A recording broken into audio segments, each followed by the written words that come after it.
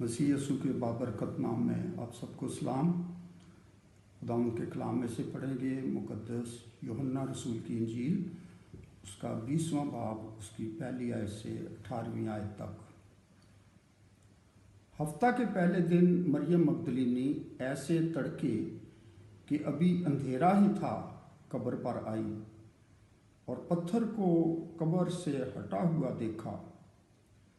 बस वो शमौन पतरस और उस दूसरे शागिर्द के पास जिसे यीशु अजीज रखता था दौड़ी हुई गई और उनसे कहा कि खुदावंद को कब्र से निकाल ले गए और हमें मालूम नहीं कि उसे कहाँ रख दिया।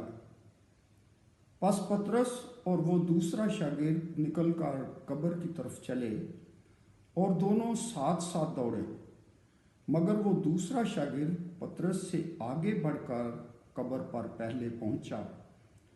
उसने झुककर नजर की और सूती कपड़े पड़े हुए देखे, मगर अंदर ना गया।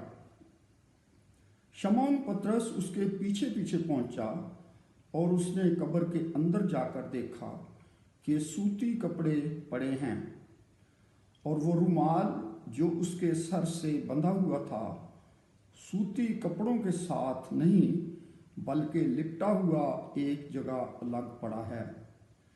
इस पर दूसरा शागिर्द भी जो पहले कब्र पर आया था अंदर गया और उसने देखकर यकीन किया, क्योंकि वो अब तक उस निविष्टा को ना जानते थे जिसके मुताबिक उसका मुर्दों में से जी उठना जरूर था।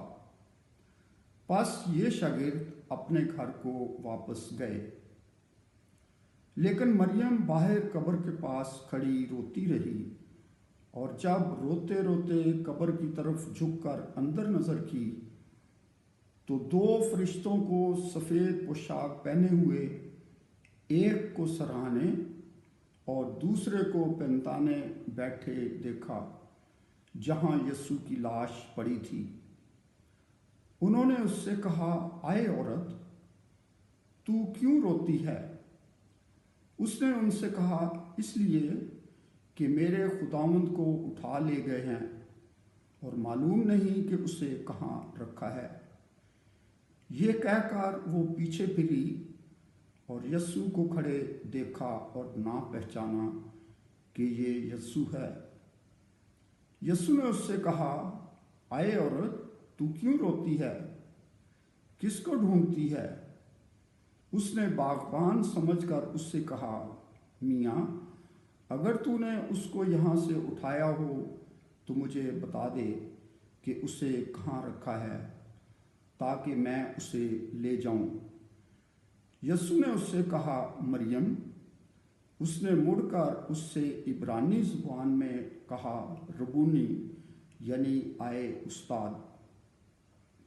यीशु ने उससे कहा, मुझे ना छू, क्योंकि मैं अब तक बाप के पास ऊपर नहीं गया, लेकिन मेरे भाइयों के पास जाकर उनसे कह कि मैं अपने बाप और तुम्हारे बाप और अपने खुदा और तुम्हारे खुदा के पास ऊपर जाता हूँ। मरियम मगदलीनी ने आकर शागिर्दों को खबर दी कि मैंने खुदावंद को देखा और उसने मुझसे ये बातें कहीं। खुदावंद अपने पाक कलाम के पढ़े और सुने जाने पर बरकत बख्शे। आमीन।